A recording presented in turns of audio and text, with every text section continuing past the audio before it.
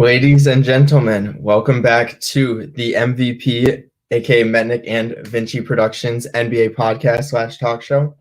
I'm Hunter Metnick, and to my left here is Zach Vinci, my co-host. You know, NBA starts today, actually, later today, which is so exciting. Wow.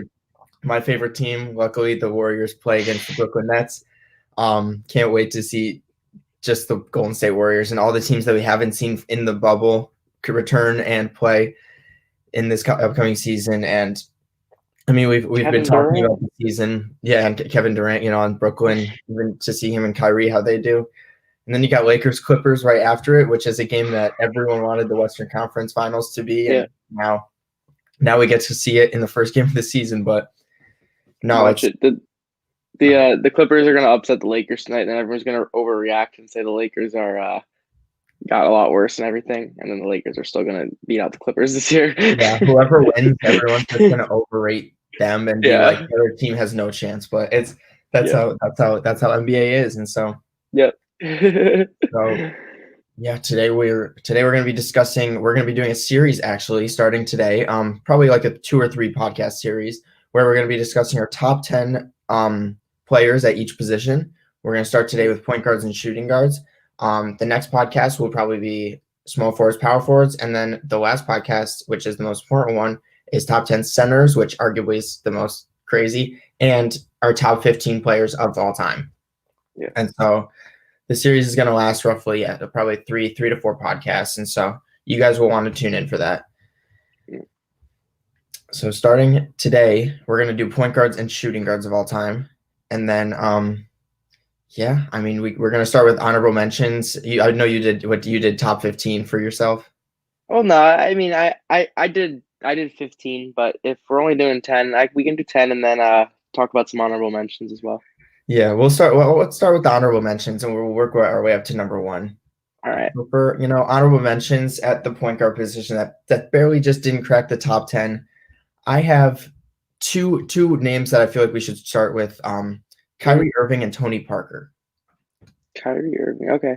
Kyrie. I had Kyrie in my 11 through 15. He was at the back end. I had him around 15. Mm-hmm. But I think Kyrie. I don't think he's quite top 10. No, not yet. I don't think he's done enough to get there, especially, I mean, he's got the championship, but he was also the second man on that championship team, as important as he was to that 2016 run. But until he's proven that he can lead a team himself to playoff success, I can't put him top 10. Yeah, I think by the end of his career, there's going to be an argument to put him in the top 10, but it depends on if he can make it back to the finals with this new Kevin Durant Nets team, because the Boston thing really didn't work out, and it seems like since that 2016 shot that he hit in Game 7, his just progression has gone down, and the way people even look at him has gone down, which I still think he's a better point guard than Damian Lillard, but I mean, I'm also not a big Damian Lillard fan, so that's how I'd have to put it. But Kyrie Irving, I think, barely falls out of the top 10, but by the end of his career, we'll have a case for it. I mean, at best, he's the best ball handler of all time and an incredibly clutch performer. So, I mean, that alone is enough to get him close enough. But I want to see a little bit more accolades from him before I can quite put him in the top 10. I agree. And then the other player I mentioned, Tony Parker. I was looking at a lot of lists to help create my list, and I saw Tony Parker almost cracking the top 10 in a couple different lists. And he was around the 11-12 range in a lot of them too. And I think it's obviously due to the part with his success in San Antonio with all the championships he had. And I mean, he was the second best player. He was the second best player on all those teams, with Tim Duncan obviously being one.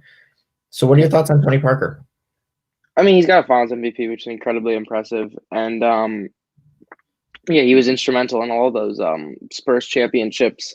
I didn't have him in my top 15 just because I think there's a couple of point guards that are not just better than him, maybe not accomplished as much as Parker has, but I just think overall are just more talented, better point guards in general. But Tony Parker's fantastic. I mean, I think he's also incredibly underrated.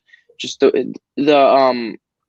the way he ran the offense in San Antonio, I think, is incredibly overlooked. You got to have a good point guard to have a good system. And Tony Parker was perfect for Pop's system. He worked really well with Tim Duncan, worked really well with Manu Ginobili. Even in the late stages of his career, he was still incredibly influential for that Spurs team, 2014. And even though he was on the decline, he was still a really solid point guard, probably the third best player on that team after Kawhi and Duncan. Yeah. So yeah, I mean, I like Tony Parker. I don't know. I just think there's 15 guys better. Fair enough. So who did you have in that besides Kyrie Irving in that bottom 11 through 15 range? So I had Kyrie, as I said, and then two more guys that I know that you have in your top 10 that we'll talk about. So I'll hold off on that. So, but the other two that I wanted to mention was one of them was tiny Nate Archibald. I had at 14, and Chauncey Billups, who I had at 13. Wow. So I think that might be one of the most underrated ones. So first about Archibald.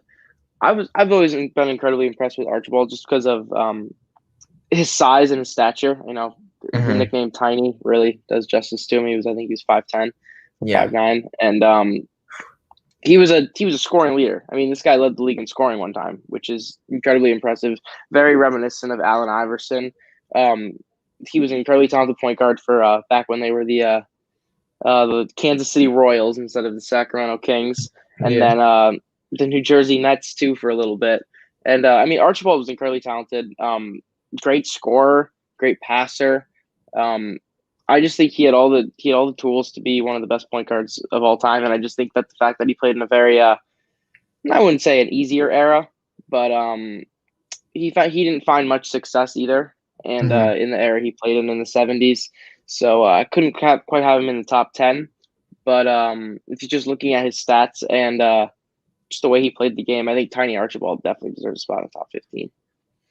That's fair. I was thinking when you mentioned that to me that you had him in your 15 through, and I didn't really look into him, so it's good to hear that and hear all that stuff about him.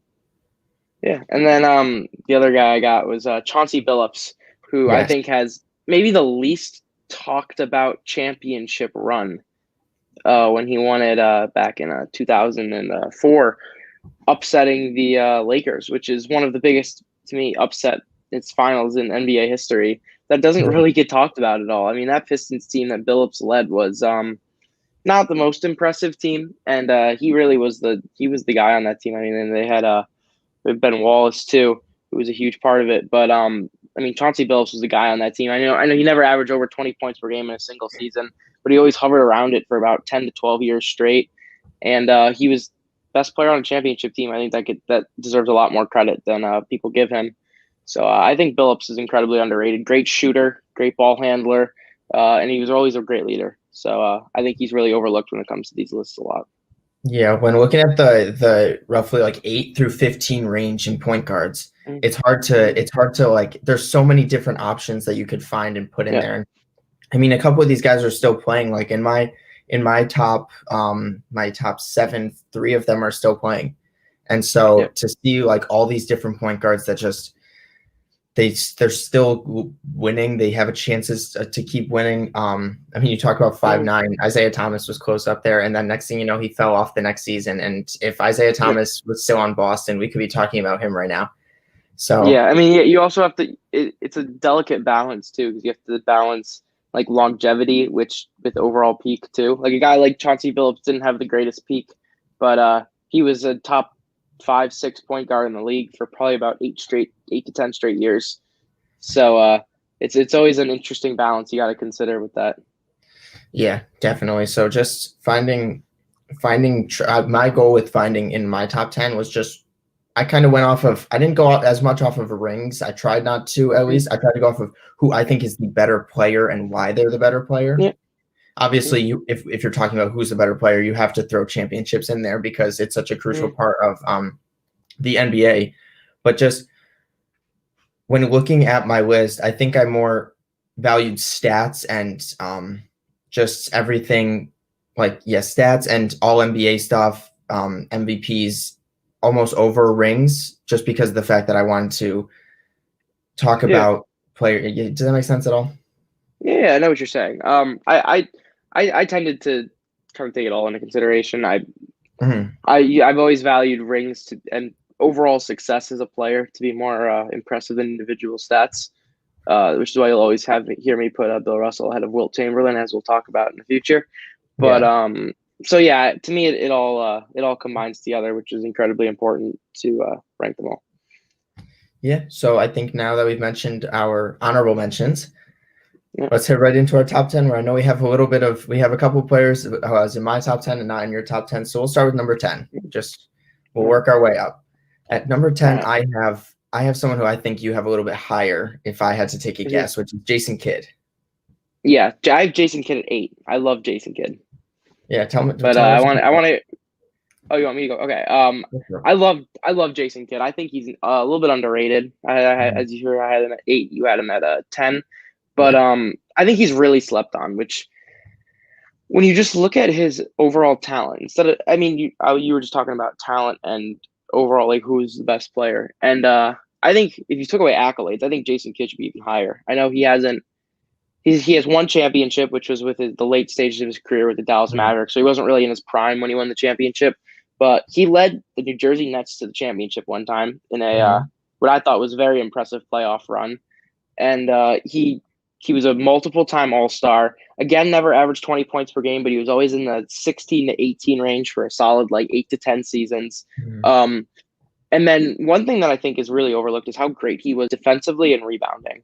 Yeah, probably better than most of the point guards on this list in that aspect. He was all-time defensive team multiple times. Great rebounder. He always was a triple-double threat before the triple-double was really popularized by Russell Westbrook. Yeah, I'm a huge Jason Kidd fan. I think if you gave him a lot of talent around him, which he never really had in his career, I think he would have had a lot more success. Yeah, when I was making the list, I put down accolades next to most of the guys' names. I mean, he was a 10-time All-Star and a 9-time All-Defensive player. Having I feel like that is so overlooked about how important he was on that defensive side. He averaged roughly 2 steals a game for his career. Yeah. I mean, and you're looking at longevity too. He played for almost 20 seasons too. Yeah, and he was always very good. Every year he was in the league, he was an elite passer. I mean, that's what know. He's on the all-time list for 3-pointers made, and then never really got looked at was him as a 3-point scorer. But just because of his longevity, he was able to shoot a lot of threes, make them, and still be an incredible defensive player. Yeah, especially later in his career too. His 3-point shooting improved a lot. And also, he was a 4-time assist leader too, so great passer as well. Yeah, I mean, you can't have a top 10 without Jason Kidd. That's why I had to put him over a couple guys. I'd still more looking at it. I might actually move him to 9 and move my 9 to 10 because they're really close for me. But that's who I've got at 10 is Jason Kidd. Yep. All right. So I guess I got Kidd at 8. So my 10, who is someone I don't think you have on there because I'm more of the in tune with the older guys than you are, is the Houdini of the Hardwood, Bob Cousy. Yes, I had him in my honorable mentions, but I figured I'll let you talk about him. Yes, Bob Cousy is, to me, one of the most slept-on players in NBA history, and I think that's just because of the fact that he was a stud in the 50s and 60s, mostly the 50s actually, but he played into the early 60s too, and he was an all-star in every single season he played. He was never not an all-star. And he was a huge part of a bunch of the Celtics championship teams. He was probably their he was more of the early stages of the Bill Russell years as he retired in the mid 60s, which was kind of in the middle of their championship run. But he was a huge part of the early years. At least he averaged over 20 points per game multiple times for them. Great passer too, averaged normally around 8 or 9 assists. And he was the starting point guard on arguably one of the most dominant teams of all time. I know people like to sleep on the 60s Celtics just because they're from a different era, but you can't ignore the success that team had and how important Bob Cousy was for that team. He was probably the best point guard of his era, and I think he deserved a little bit of recognition. That's why I decided to put him at 10. Yeah, I had him at 11 on my list. I'd have to put a couple. I think I put a current day player and a couple other recent guys ahead of him.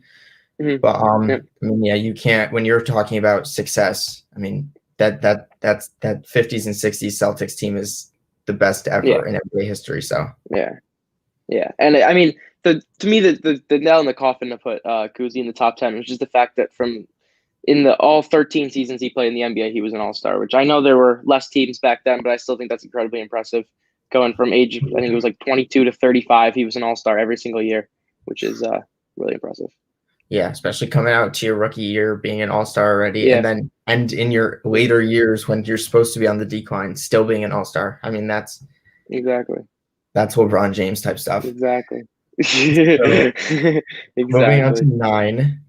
9. I'll say first, I'm my 9 and 10 are very, very close, both known for their defense, where I have the glove Gary Payton at my number 9 spot.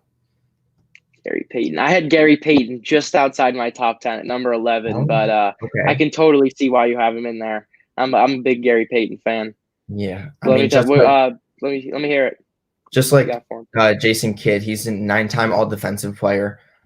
I mean, no one wanted to go up against Gary Payton in the 90s, except for Michael Jordan, who loved it. But I mean, known for his defense. I mean, he won Defensive Player of the Year as a guard, which I mean, besides Michael Jordan, especially recently, it is so hard for a guard to win a Defensive Player of the Year. You have to be such a force on the defensive side, and to say that he also averaged 16 points per game throughout his career, which I think is very slept on as him as an offensive player. He was a facilitator with Sean Kemp. I mean, that duo was awesome. He was a 9-time All-Star, 9-time All-NBA selection, 1 Rookie of the Year, and obviously a Hall of Famer. But his defense to me is one of the top 3 to 5 range in guards defensively of all time. And so I had to put him a little bit ahead of Jason Kidd. He's the only player to ever slow down Michael Jordan in the NBA Finals, which in itself is incredibly impressive. I think Jordan shot like 30% from the field when Gary Payton was guarding him in the 97 Finals. And I think Jordan even admitted that was the toughest opponent he had in the Finals was Gary Payton in the Sonics. So yeah, a lot of respect to Gary Payton. I think he definitely deserves a spot in the top 10. I know I kept him out by just 1 spot, but I have no arguments from me. Pretty much a career 20-point per game scorer, especially around his peak time. One of the best defenders of all time. Good facilitator. He was a winner. And as will be a theme along this, if it weren't for Michael Jordan, he'd probably have a championship to his name. So no arguments from me for this one. Yeah, we're going to be saying that a lot in the next couple of podcasts when we're going over. Michael Jordan stopped more than a couple people from getting rings. Oh yeah, especially a couple guys we'll talk about later. Who do you have at your 9? Number 9, I have someone who I think you're gonna have a little bit higher. I have CP3, Chris Paul. Okay, I have him higher up. I'll let you guys know when I have him later. But he's such a good player. I love Chris Paul. Obviously, he's I think 7 or 8-time All-Star.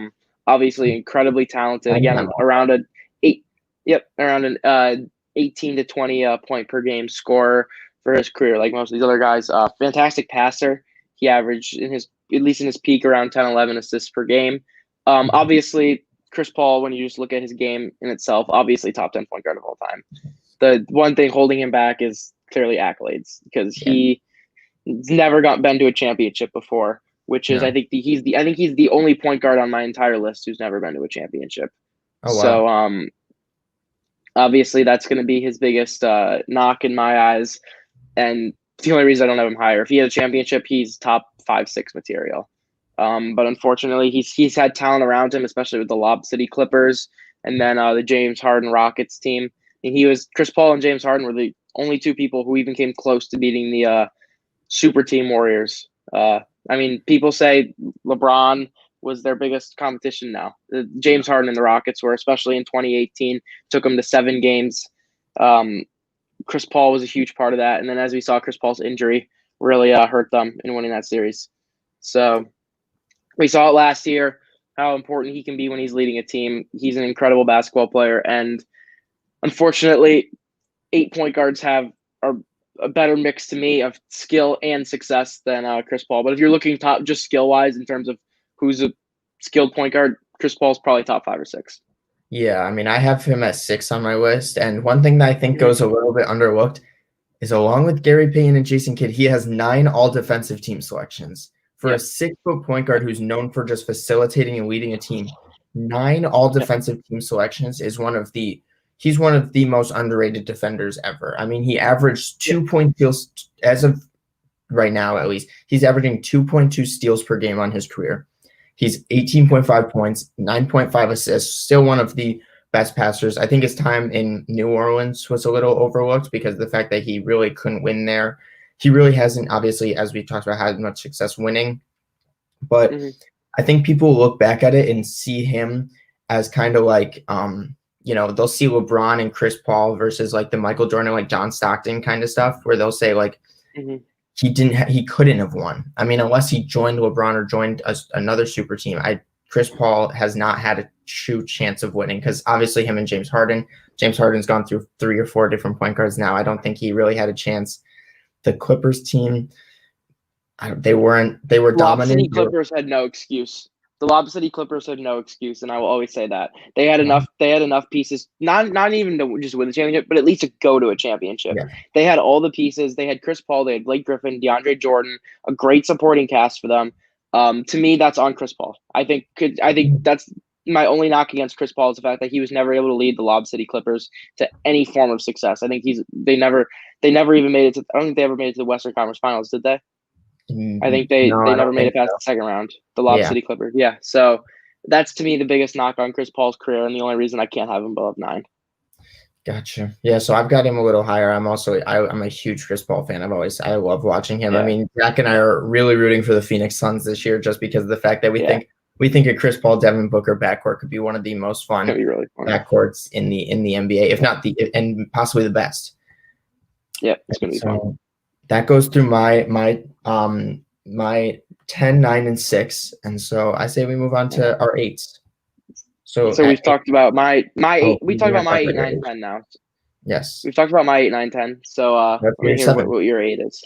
Oh, my 8 is. I thought you said wait. I've got. Oh yeah. Yeah, I've got Steve Nash at my 8 spot. Steve Nash. Okay, I have Steve Nash at 6. Explain to me why you have Steve Nash a little bit low.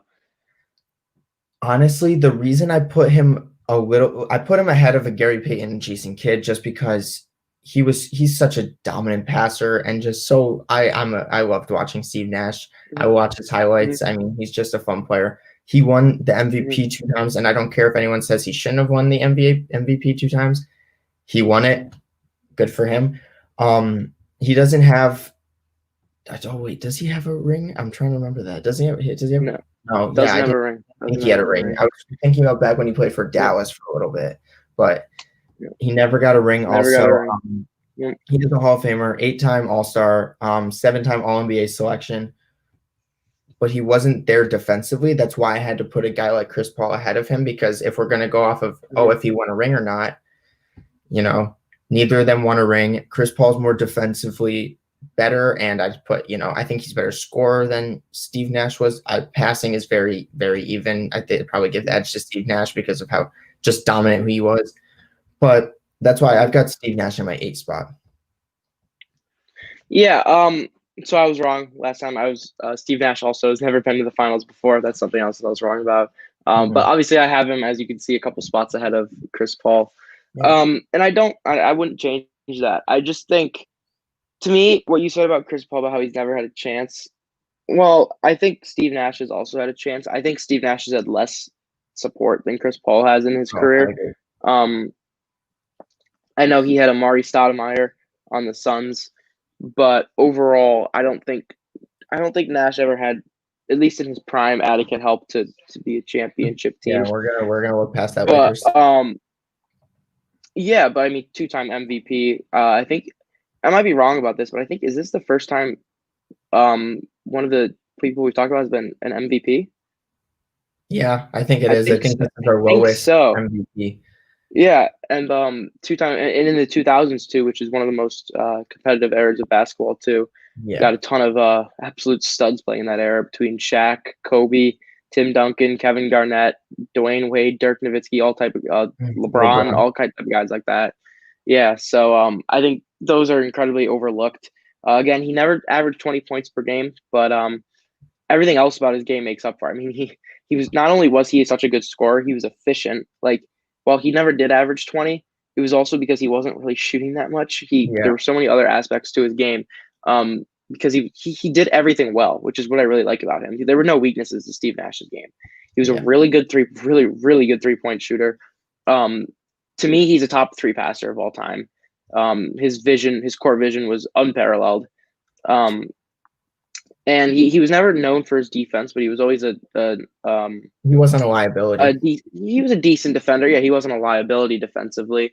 And he was just a leader. He's a true point guard. To me, he's the most pure form of a point guard you can get. Yeah. And I don't know. I'm a big Steve Nash fan. Again, accolades holding him back. That's why I couldn't quite put him in my top 5. But I think skill-wise and accomplishments, I think he's a little bit better than Chris Paul, which is why I have him a couple spots ahead. Yeah, those MVPs really do make a difference when you're looking at it. I mean, although you can make the argument that Kobe Bryant should have one of those MVPs, Steve Nash won it, and he's a 2-time MVP, and I think that's really all you got to look into. Yeah. His impact on those Suns teams when he was leading those teams was incredible. They were a 25-win team before he joined them from Dallas, and he turned them into four consecutive seasons. I think they were a 60-win team. So really, really impressive what Steve Nash was able to do. Yeah, so that covers my 10, 9, 8, and 6. All right. So you've got my also my 10, 9, 8, and 6. So what's your 7? All right, my 7 might be the same as yours, might not be the same as yours. My 7 is an older man, Walt Frazier, Clyde himself. I love Walt Frazier. Is that not yours? He's not. I actually don't. He didn't crack the top 10 for me, which might sound crazy. I had him at 12, and the reason I had him at 12 is just I don't know enough about him to put him ahead of guys. I see Walt Frazier's name. I've heard people talk about it. I've seen him on like there was like some show or something where he wore this crazy suit and he was on it and talking fun stuff. I've seen him, but I haven't actually looked into him, so that's why personally I couldn't have put him in my top 10. But I obviously there's an argument for that. Yeah, Frazier's 7-time All-Star, 2-time NBA champion, which to me is the most important reason why I have him this high. He won 2 championships in the 70s with the New York Knicks. He got a lot of tough teams in those years. Early 70s were a pretty competitive era with Kareem and Big O's Bucks. He still had Wilt running around with the Lakers, Jerry West, Elgin Baylor. Elgin Baylor just retired, but Jerry West was still around. So not a bad era. Not a bad era of basketball. Bob McAdoo was playing for the Clippers. Bill Walt was getting his start with the Trailblazers. So I think Frazier's really overlooked when it comes to that. He averaged over 20 points per game for I think 5 straight seasons or so, and around about 6 or 7 assists per game. He was a great defender too. Really overlooked him in the backcourt with Earl the Pearl Monroe. We're one of the best defensive guard backcourts of all time. And yeah, that's really all I got to say. I think people just can't forget Walt Frazier when talking about the best point guards of all time because he 2-time champion, really successful overall player. He was probably the best player on the second championship team. I would say Willis Reed probably had the edge on the first one in 71. But yeah, I mean, you can't argue with Walt Frazier, what Walt Frazier was able to do in the time he played. So to me, he's top 10, 100%. Yeah, I mean, as I said, I didn't know enough about him to put him in my top 10, and those two finals would probably end up sliding him into my top 10 if we're gonna really look into it. But at my number 7, I have a current day player who I don't think is actually gonna crack your top 10, and that is Russell Westbrook. So Westbrook, yeah, the triple. I don't have a problem with Westbrook. I don't have a problem with Westbrook being on the list. I have a problem with him being up at 7. So I want to hear this. The reason is he has been one of the most dominant point guards for so long now. The only thing you can hold against him to me is him not winning a ring in OKC. Wow. I think him not winning a ring in OKC with Harden and Kevin Durant around him is the only thing that you can say that can't put him in your top 8. That's how I look at it, because he's been when you look at this Jason Kidd, Steve Nash, never 20 points per game scorer, but always right around there. Russell Westbrook has been a 25 plus points per game scorer like for in 7-8 years of his career. I mean, he's been to me a top 3-point guard for the past however long it's been since really not anymore. 20 well yes I'd say from like 2012 2013 to like a year or 2 years ago. He was a top 3 top 2 point guard in the league. I mean, everyone was fighting about who's better, him or Curry at one point. He won the MVP, averaged a triple-double, led that terrible OKC team to a 6th seed, which is one of the most underlooked MVPs ever, for the fact that people say now that people who think Derrick Rose's MVP is better than Russell Westbrook's, to me is just I'll take Derrick Rose's any day over Russell Westbrook. I don't know about that. I don't know about that one. But Derrick Rose led a 60 win Bulls team in a very, very competitive Eastern Conference to the number 1 team in the East, with Joakim Noah as the best player. No disrespect to Joakim Noah, but they were a deeper team. What Derrick Rose did at 22 years old was way more impressive than what Westbrook did in his rookie year. I mean, in his MVP year. Sorry, that's all I'm saying. Hey, Derrick Rose doesn't crack even our top 15. No, so I agree. Have Russell Westbrook. Ripped to injuries because he would have been. I mean, it's good to see. It's good to see Derrick Rose. Coming off of all those injuries and everything, still being an 18 points per game scorer for the Detroit Pistons. I think I want him to get out of the Pistons and compete for a ring. Please, a competitor trade for Derrick Rose. We all want to see him in the playoffs again. But all time I have Westbrook over Derrick Rose. To me, the thing that keeps Westbrook out of my top 10 is if you look at some of the guys I had ahead of him, Chris Paul, Steve Nash, Jason Kidd, all 3 of them, to me, I would rather have leading my roster than Russell Westbrook, which I know might be a minute thing when you're looking at overall top point guard rankings. But to me, I would take any 3 of those guys any day to start my team than Russell Westbrook, just because while Westbrook is the greatest floor raiser of all time, one of the greatest floor raisers of all time, I think LeBron's the greatest floor raiser of all time.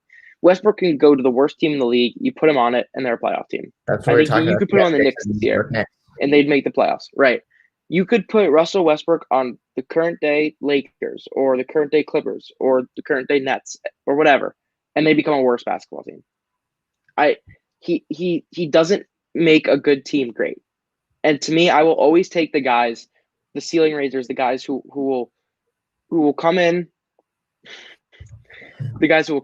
and take a team from a playoff team to a championship team.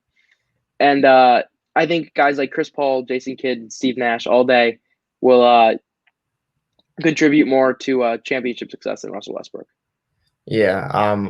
Thanks, I agree with you. To me, Westbrook, at least maybe not now, but by the end of his career, he will be top 10. I don't know if he's going to have much success in Washington and for the end of his career, and I hope he ends up winning a ring. Maybe if he's just coming off the bench for a team later in his career, I hope he can win a ring.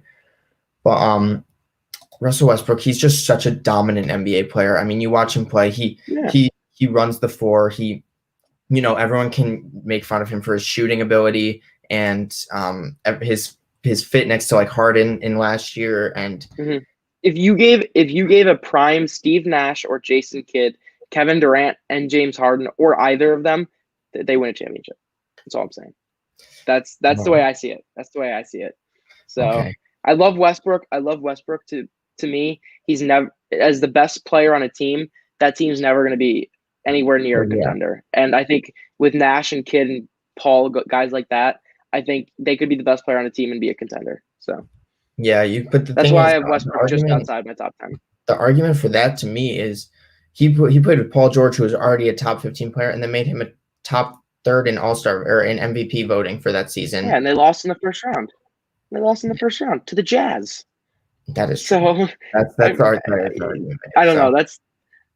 I like Westbrook a lot. I'll always defend him because I've always felt like I've been one of the few people that defended him just because I think his triple doubles are so underrated. Like I think the fact that what he did to the triple double is, he changed the game. Like triple doubles are no longer looked at as an important stat which I think is ridiculous because I still think it's an impressive feat. And I think just Westbrook's way of completely making it seem like it's normal has just made the game different and the triple-double different. So much respect to Westbrook on that. But yeah, I have him at 12. I don't think he's top 10. But agree to disagree on that one. Yeah, one other thing real quick before we move on from Russell Westbrook is as of today, he has 1.8 steals per game for his career and has never made an all-defensive player team. And to me, Russell Westbrook is a he's never been he's not bad defensively by any means. He's just a high energy guy who if he wants to stop you, he will do everything in his power to stop you. He's just one of those high energy guys that's fun to watch. Yeah, he doesn't have the defensive IQ of a Chris Paul or a Jason Kidd, but yeah, he's got the motor. When he's amped up, I don't want to be the guy trying to score on him. Exactly. I mean, if he really wants to, he'll give you 40 a night. But the thing is, with his shooting, it's just been on the decline. It's been hard to watch him shoot the 3-ball recently. So I'm hoping in Washington with Bradley Beal, he can elevate Bradley Beal's game along with stay being that triple-double king that we know him to be. Yep. So does this mean we have the same top 5? We have top 5. Yeah. Top 5. Most likely, unless you're an idiot. Unless you don't have one of these guys in your top 5. Oh, I think we definitely. I think the top 5's got to be pretty obvious. So do you want me to start with mine? Let's go. Let's hear what you got at 5. Okay, I have number 5. I have John Stockton. I have him at 4. 4. Okay. John Stockton is the definition of longevity playing a factor, because John Stockton was probably a top 5 point guard for probably 15 or 16 years straight. Yeah. He leads point guards in all-time totals in assists and steals just because of how long he played and because of how not just that, but how ridiculous he was at those two aspects of the game, passing and I wouldn't say defense as a whole, but just like the steals aspect of defense. John Stockton's probably the greatest point guard of all time in those two aspects. Just pass. I'll still give Magic the passing, but Stockton's up there. I would too. People forget too about Stockton. I was talking to you about this last night. Stockton and Malone's Jazz teams, they swept the Kobe Shaq Lakers in '98 and dominated the West for 2 years. And once again, thanks to a guy named Michael Jordan, 0 rings. Yeah. I don't hold that against Stockton at all. I don't. I think the only thing I do hold against Stockton is the fact that he was probably the second best player on his team his entire career. I'd probably give Malone a slight edge overall importance on that team. But in overall importance, I would probably give Malone a slight edge, but they were so compatible with each other, it's hard to separate them. But yeah, Stockton was a great player. He's a great 3-point shooter, great passer, great defender. Really, really very few holes in his game. The one thing I would knock from him is there was no point in his career where he was the best point guard in the league. I think he was always up there. He was always up there, but I don't think he was ever. And at any point in time, was he the number 1 point guard in the league? So I think that's what holds me back a little bit on John Stockton. As much as I really like him, longevity always plays a huge factor, and his peak wasn't quite as high as the 4 guys I have above him, which is why I keep him down at 5. But no disrespect to Stockton at all. I think he's fantastic. Yeah, I had him at my 4 spot. He's 10-time All-Star, 11-time All-NBA selection. That defensive stats can't go without knowing. Five-time defensive player. Obviously, clear Hall of Famer. One of the best passers we've ever seen. Him and Magic have to be your top 2. Just because of the fact about how good John Stockton was at facilitating and just running the floor. Never a top shooter, but he also only averaged 13 points per game in his career. We're talking about him in the top 5, which is it just shows how much of a different impact he had on that Utah Jazz team. And it goes without saying for the fact that he would have a ring without Michael Jordan. And so, yeah, I have him at 4. I actually have a player who I think is probably going to be a little higher for you. At my 5 position, which is Detroit Pistons, Isaiah Thomas. He's my number 3. So underrated. Isaiah Thomas is so underrated. annoys me. It annoys me. I love Isaiah Thomas. I think I have him at 3. So do you have him at 5? I have him at 5. I want to hear why you think Isaiah Thomas is worse than John Stockton. I think John Stockton. I think they're both incredible defensive players. Obviously, I think you have to give the edge defensively to Isaiah Thomas just for the pure fact that he was so rough and tough, and in those Michael Jordan days, he's one of those guys that probably would have a lot more rings if Michael Jordan wasn't around too. To me, he's one of the few that could beat Michael Jordan. He didn't care about Michael Jordan being around. Yep. That Detroit Pistons team loved going up with MJ, and just, I mean, if any of you guys watched The Last Dance, I remember when MJ would go up for a layup, Bill Laimbeer would just literally like body slam him in midair. I mean, those highlights were fun to watch. But to me, John Stockton, when I'm comparing John Stockton and Isaiah Thomas, I don't have rings involved. I can't put rings involved for the pure fact that just they both, like, Isaiah Thomas was in the early stages of Michael Jordan's career. That's why, and John Stockton was in the the later when he was like, when that's fair. He happened. But with Isaiah Thomas, I see them very evenly defensively. Isaiah Thomas was more of a scorer, obviously. I mean, John Stockton wasn't much of a scorer throughout his career. John Stockton is a way better facilitator. John Stockton's got more All-NBA selections. More, I don't know about. He was a much better passer. I mean, Isaiah Thomas is still a top 5 passer of all time. This man averaged 14 assists per game one season. Yeah. I mean, come on. I don't think it's that big of a gap. Yeah, I personally like John Stockton more than Isaiah Thomas. I think that might be why I put him a little bit ahead. Statistics wise, I think Isaiah Thomas should go ahead, but in my list, I had to put John Stockton there. I don't even know statistics wise. You might even give it to Stockton. To me, I mean, I've just watched them both play before, and to me, I just think Isaiah Thomas is the more impressive point guard. 2 championships. To me, he's one of the guys that elevates his performances most in the playoffs. And those are the type of guys I have the most respect for as a player. The type of guy who will be a great player in the regular season and then even better in the playoffs. And Isaiah Thomas had the reputation of being that guy in the playoffs. He averaged over 20 points per game in the playoffs alone 7 times. Again, won two rings right in a row where he was the best player on both of those teams. I'm a big Isaiah Thomas fan. He took it. I mean, that Pistons team itself, the bad boy Pistons, right? Not a very talented team, if you ask me. Joe Dumars was pretty good. Laimbeer was decent. Dennis Rodman, good rebounder. But overall, I mean, Isaiah Thomas was the only superstar on that team. It was Thomas and a bunch of good players, but no other great players on that team. And he led them through the Jordan Bulls, the Bird Celtics, the Magic Lakers, all of those teams. Isaiah Thomas, 2 straight years, carried his team to a championship. He was, at one point, the best player in the NBA, if you ask me, in the late 80s. After he won those 2 championships, he was the best player in the league. He had the undisputed spot. 12-time All-Star too. Yeah. I think that's more than Stockton, actually.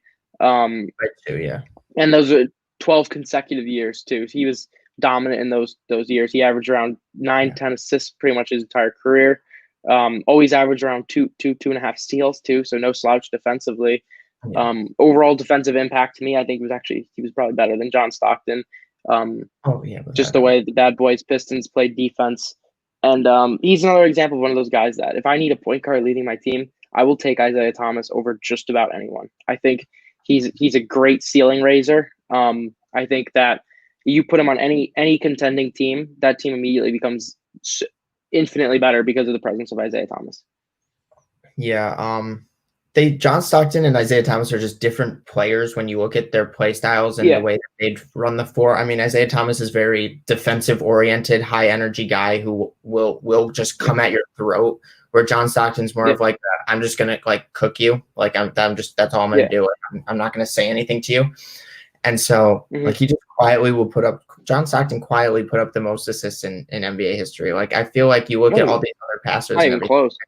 Yeah.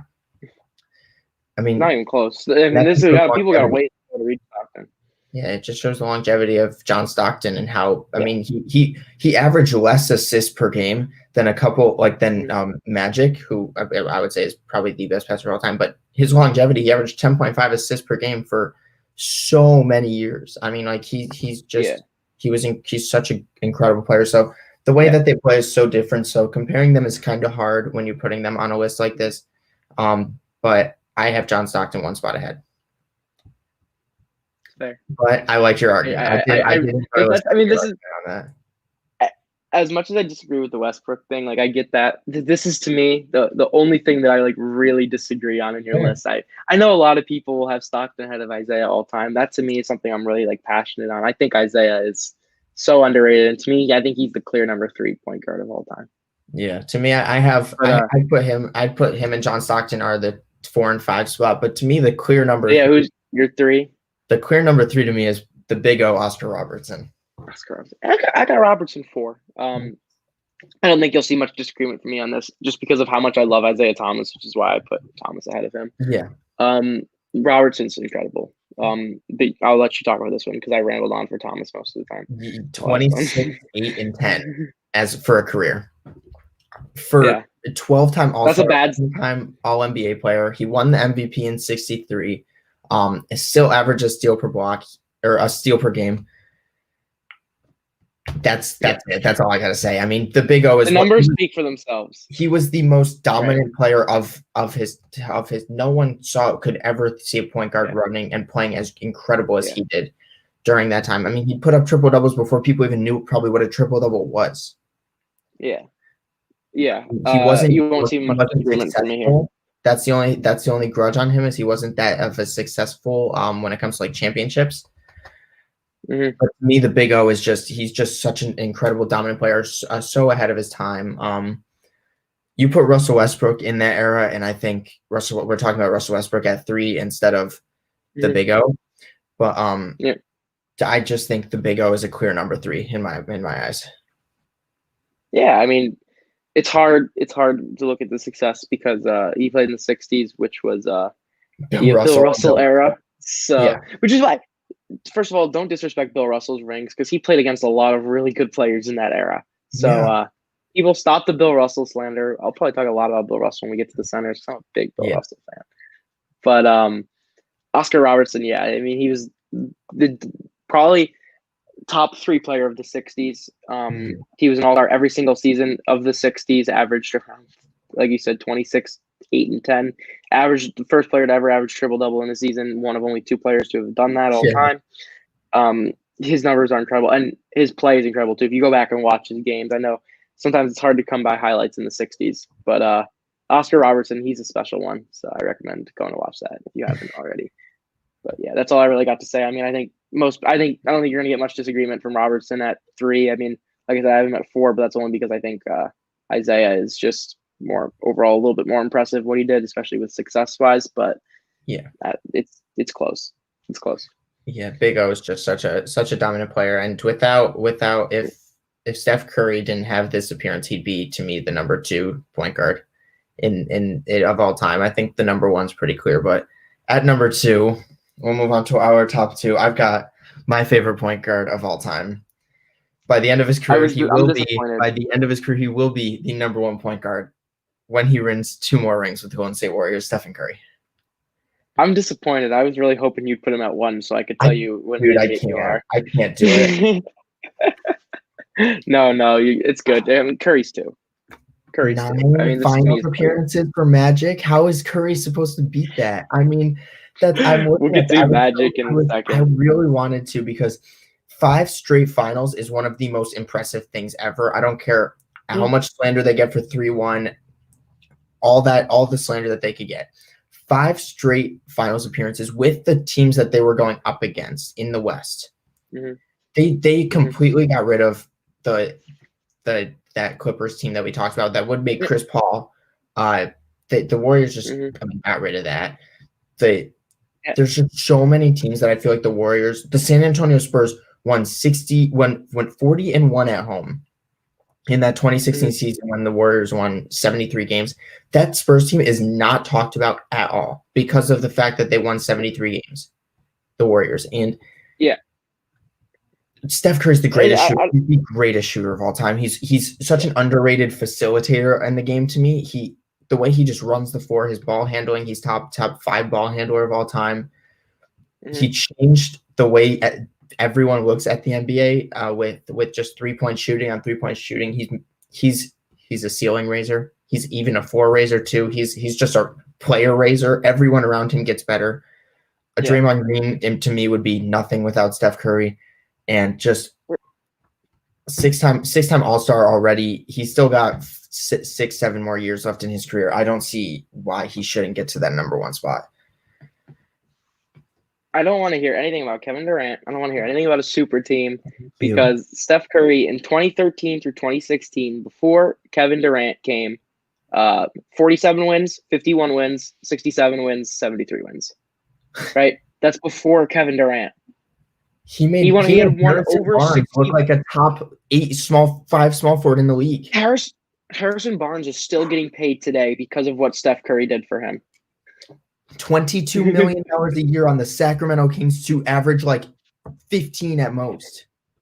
Steph Curry makes players so good. In those years, right? He had all NBA teammates. David Lee, third team. Klay Thompson, third team. Yep. That's it. In 4 years, two all NBA teammates. It's not like he was in super teams. Like, he's on not. that 73 win team, he had 1, right? Wasn't that the Klay Thompson year? Yeah. Klay Thompson was at 2015 and 2016. But yeah. But just you look at. I was hyping up Isaiah Thomas for however long, but what Curry did was way more impressive, because even if you took out the Durant years, Curry still did more with that Warriors team with probably less help than Isaiah Thomas did with the late 80s Pistons, which is incredible. Mm-hmm. Like, you go back and watch those Warriors teams before Durant came, and it is incredible how good Curry was for those teams. Yeah. And then Durant came, and he was just as good, if not better. Like the fact that he was the second option on a championship team, and first of all, he should have 2 Finals MVPs. That's all I'm going to say. At least one at a minimum. At least 2015. 2015, no chance Andre Iguodala was better than him. Curry was average. That was the year Curry carried them to 67 wins with, again, very little help, and then averaged over 28 in the finals. And they gave it to Iguodala for holding LeBron to 35 points per game. So I don't want to hear anything about Curry not having any Finals MVPs. Also, real quick, going off of those championships, people will say, like, oh, look at how deep that team was. Look at their bench and stuff. Curry made every single one of those players better. Curry, thank God Andre Iguodala signed with the Warriors, because if he had signed with like the Sacramento Kings, I remember back in 2015 when I was a Warriors fan, like was watching that free agency. If Iggy signs with any other team besides the Warriors, he is not known in NBA history. He is just not known as much as in NBA history. And it's not even close to me. Probably not. He's in their ceiling right there too. Curry just made that team. It's just crazy to me how Curry makes everyone around him better, and that's why now I think James Wiseman's going to be an incredible player. But that's we've already talked about that. But 2015. 100% deserved a Finals MVP in 2015, and I normally don't complain about awards. Like, to me, I think normally they make the right decision on awards. You'll very, very rarely hear me complaining about like MVPs, that stuff. I think they normally always get it right. This is one of the few where I think they got it atrociously wrong. Like, this is like, if there's any NBA award that I could probably change in NBA history, it would be giving Steph Curry the Finals MVP in 2015, and in 2018 too. Yeah, Durant had a pretty good case for it, but Curry was right there in pretty much every statistical category with Durant, and one bad game prevented him from getting it. Because he scored over 30 in 3 of the 4 games, then he had like 10 on like 1 for 13 shooting in the other game or something. Like, if you took out that one game where he didn't play great, I don't know. Curry's incredible. The Finals MVP thing I think is a ridiculous argument to make against him. He's proven he can win without teammates. He's proven he can win with teammates. Mm-hmm. He's proven he can win. Take out the accolades, and he's still talent-wise. Greatest shooter of all time, top 5 ball handler. Yeah. I love Steph Curry. Easy number 2. I love Isaiah Thomas, and Thomas is nowhere near Curry. No, he's just an obvious, to me, top 2 point guard of all time. You can't. By the end of his career, he should have a case to be one. I don't know if he will get there because of just how stacked teams are now and the fact that Klay Thompson got hurt again, which I think Klay Thompson getting hurt 2 years in a row. I mean, last year they went to the finals 5 years in a row and then became the second to worst team in the league record-wise. So it's hard. Before we talk about Magic, I just want to say anyone who's doubting Steph Curry's greatness, go watch the 2019 NBA Finals. The Raptors had to triple team him. I mean, you and I watched that finals together. Yeah. We watched it at your house. I remember that. Yep. Yeah. They were triple teaming him literally every single play because Durant and Klay were both hurt, and Curry was still averaging 30 in that series. Yeah. And they didn't. I wouldn't say they almost won, but they were very close in a lot of those games.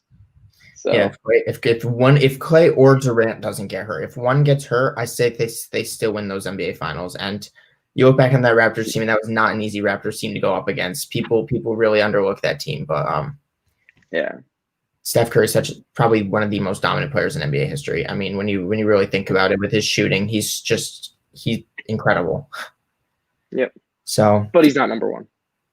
You cannot disagree with 3 MVPs, league leading in assists 4 times, the best passer of all time, 5 chips in 9 appearances, the most fun, flashy player you'll ever see, Magic Johnson. I as a Warriors fan, I have to put Magic at 1. This is undisputed as of right today. There's very little to talk about here because pretty much everyone agrees Magic's number 1, and it's like the most.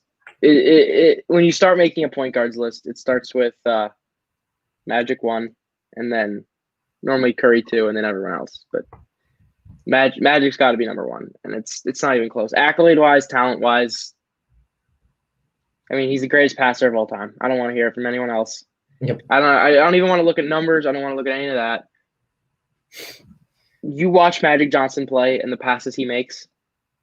No, it's not even close. He even averaged like the most assists per game on this list. He just didn't play for as long, so that's why. Play making.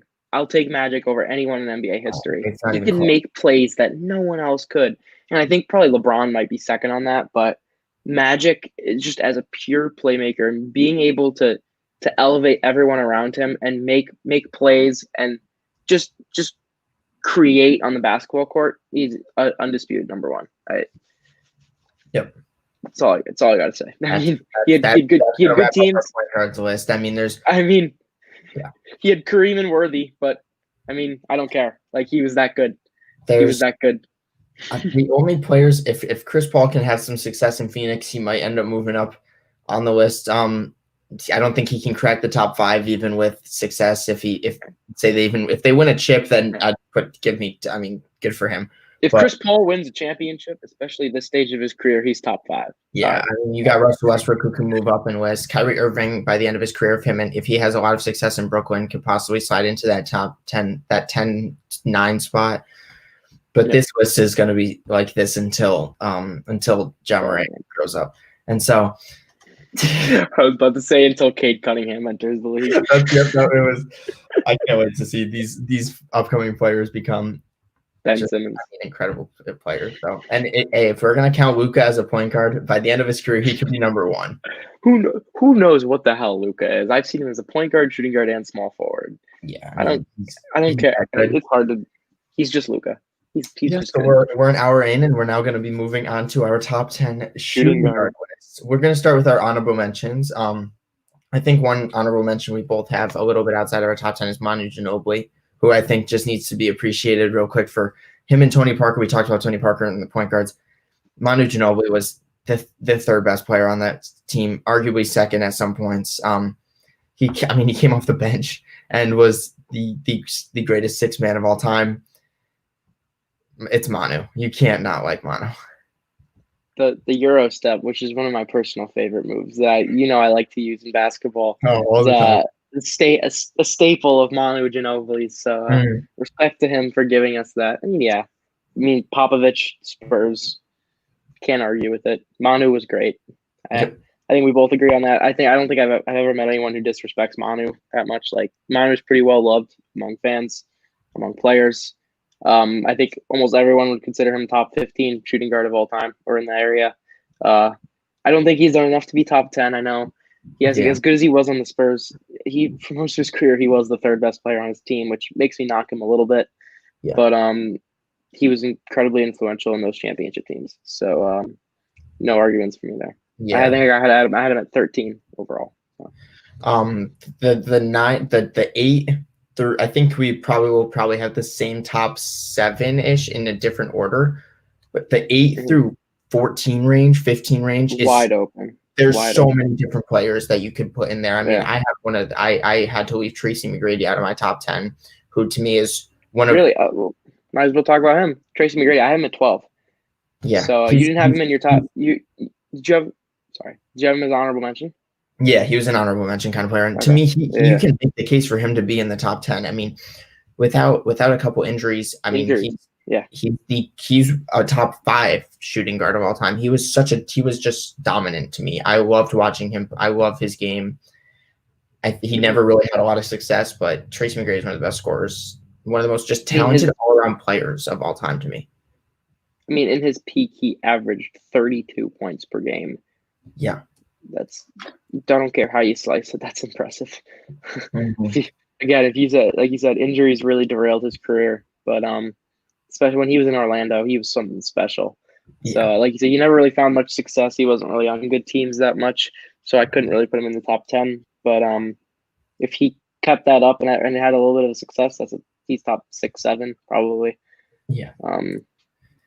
Two other guys I wanted to mention in my honorable mentions before we get to the top 10. A couple of older guys that I want to bring a little recognition to. You know, I like my 60s, 70s guys. One of them, David Thompson. Definitely not top 10. I didn't even consider him top 10, but I wanted him to be mentioned because I really like David Thompson. I think he's one of the most overlooked scorers of all time at a minimum. And his no longevity, which really hurts him. He only played for, I think, 8 seasons total. Yeah. In those 8 seasons, though, he had late 70s, early 80s, for those of you who don't know. Denver Nuggets, never really played on great teams, but David Thompson, incredible. Averaged over 30 points per game multiple times. One of the leading scorers in Denver Nuggets history. Scored 73 in a game. All that really needs to be said. David Thompson was incredible. Michael Jordan himself said that he took more from David Thompson's game than just about almost anyone else in NBA history. If you want to know how good David Thompson was offensively. So, much respect to him. The other one I wanted to mention was a Philly guy who was probably even less known than David Thompson, Hal Greer. Mm-hmm. Big Hal Greer fan. He played in the 60s Sixers teams with Wilt Chamberlain. Was part of what I think is one of the greatest championship teams of all time, the 66-67 Sixers. Another guy, ceiling raiser, playoff guy, averaged over 20 in the playoffs for multiple seasons straight. Hal Greer was a dog. He was second option for most of his career to Wilt, but that never stopped him. He was like a 10-time All-Star. Again, averaged over 20 for, I think it was like 8 or 9 straight seasons. Also a pretty good passer too. Great defender. Really no arguments to his game other than the fact that he played in the 60s and he's not very well known. But Hal Greer, I wanted to mention him, especially as a Sixers guy that not many people really know about because he's not on 2K. So less awareness for him. A lot of the older guys get most of the recognition through 2K, which Greer doesn't have the opportunity to get. So I wanted to shout him out. That's funny. Those are my honorable mentions. I have one more honorable mention. I would talk about, but I think he's in your top 10. So I'm gonna leave it. Same with me. I'll leave it. So we've got my top 11. Yeah. So he's my 11th. He's my undisputed 11th too. So real quick. I'm pretty sure he's my. I'm pretty sure he's my 10. So I was gonna say. Oh really? For I also one thing that we didn't talk about for point guards a lot, which I mean can be looked at with Isaiah Thomas and John Stockton a lot more, and even like Russell Westbrook and Chris Paul.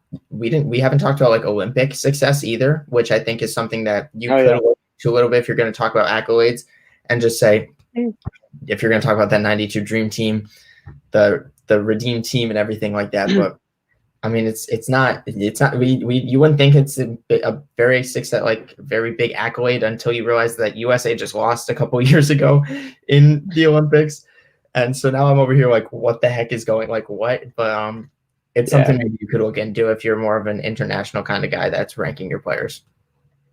Yeah, the Dream Team's still the greatest team of all time. Don't let me, without a doubt, it's not close. You saying anything different? Sorry. Who's your 10? My 10. We got my another older guy on this list. Mm-hmm. Another 60s Celtic, Sam Jones. Not even on my honorable mentions. Another pretty lesser known guy. Yep. Sam Jones. Well, I said Bob Cousy was probably the third option earlier for most of the Celtics years behind Havlicek and Russell. I guess that's kind of inaccurate because Sam Jones played more throughout the whole run of that championship run. Yeah. Second most championships of all time. He's got 10, only behind Bill Russell, who was his teammate. So I think that tells you a lot. He won 10 championships in 12 seasons. Yeah. If that tells you enough that he should be in the top 10, his numbers are good. He averaged 25 points per game in his peak. He's a 20 point per game scorer on a team that won 10 championships. Like that, to me, that is the most automatic top 10 bid of all time. I don't care what area you played. I don't care how many teams there are. There could have been 4 teams, 10 championships, 20 point per game scorer. That's a lock. That's fair. Sam Jones also great defender, great 3-point shooter. He had all the talent in the world. So yeah, don't sleep on my 60s guys. I put it at 10 on it. My 9 through 1 range is people that I think could go undisputed, but my 10 spot, I put one of my all-time favorite players of all time, which is Pistol Pete Maravich. I love Pete. He didn't play a lot, honestly, but when he did play, he was one of the most dominant players when it comes to. He was just ahead of his time with ball handling and passing and everything. He was shooting everything. I mean, there's not much to talk about when it comes to Pistol Pete. 5-time All-Star, scoring leader. He averaged 33 points per game in that season. I mean, he was 2-time All-NBA first team, 2-time All-NBA second team. He doesn't really have the accolades because he didn't play that long. Yeah. But it's Pistol Pete Maravich. You have to love him. Yeah. A couple things I have to say about Pete. One is, if anyone wants to get into older basketball, and I've talked a lot about 60s and 70s guys, because I think that's, to me, one of the most interesting eras of basketball. If you want to get into that, a great place to start is watching Pistol Pete Maravich highlights. He's so fun to watch. He is so fun to watch. Just the way he passes the ball, a lot of no-look passes, that kind of stuff. He was one of the first guys to do that kind of stuff. My grandpa, to this day, will say Pete Maravich is the best ball handler of all time. Wow. I don't quite think so, but I still think he's top 3-5 in that area. He played before the 3-point line was a thing, but he was still a pretty good long range shooter. You can see he still hit him from 3-point range in a lot of cases, even though the line didn't exist. So he was banging them from pretty deep before his time. Very influential player, great player. Only thing that keeps it out of his top 15 is I don't think he was ever on a team that won more than 35 games. Yeah. I had to go just for recognition and talk about him. Yeah. He didn't have much help. Probably the best players to play with was Lou Hudson, Chuck Robinson, Gail Goodrich. But overall, Maravich wasn't really much of a winner, unfortunately, but I'm a huge fan of his. So I have no argument with you putting him on your list, although just to get his name out, there's no way he's better than Sam Jones all time. Fair. Yeah, I just love Pete. I love Pistol Pete. I love Pete, though. Pete's great. To not put him at least in top 15. I mean, I'd put him at 10 just so so we could talk about him. But who do you have at 9? So, talk about your 9 first. Okay. I've got someone who I think is going to be a little higher on your lists at 9. I have Reggie Miller. Okay, we have the exact same 9. For the first time, I think we have the same player at the same spot. Yeah, I think so. Besides the top 2. The top 2 of the last one. I'm not going to – okay, my question for you here is – because I think these 2 guys go hand in hand. Where do you have Ray Allen? I have Ray Allen. Is he up there? Okay, so Ray Allen is your 8 and Reggie Miller's your 9. Yes, I have Ray Allen. I'm ahead of Reggie Miller. we'll talk about them together. I have Reggie Miller 9. Ray Allen was my last guy who didn't make the list at 11. Okay. So I want to hear from you why you have Ray Allen ahead of Reggie Miller. Just I'm interested. Ray Allen, before the Golden State Warriors, was the greatest shooter of all time. Mm-hmm. He won the ring in Boston, was probably the third best player on that team, but one of the most influential players on that team but they needed him to win. So, I mean, that Celtics team needed Rondo, Ray Allen, Paul Pierce, and Kevin Garnett. And if they didn't have one of them, they're losing. They're not winning. Arguably best shooter of all time. I don't think you could put him above Curry anymore, but best catch and shoot player of all time to me. And he won. He had one of the biggest shots in NBA history, which was in Game 6 corner 3 for the Miami Heat, which to me, with the 2 rings he won in Miami, and although during the regular season, Ray Allen was not a big player for that team. I don't think he started at all. Actually, I think he came off the bench for that Miami team because they had Dwayne Wade, so you can't really bench Dwayne Wade for Ray Allen.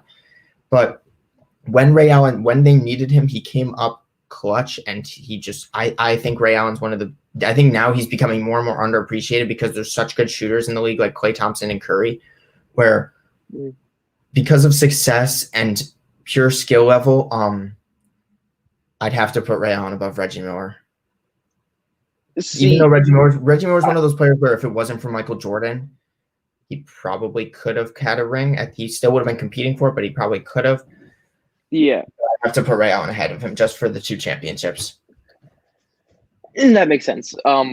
When you originally told me last night that you were going to put Ray Allen ahead of Reggie Miller, I was very skeptical at first. So I did a little bit more research because I really wanted to argue this point.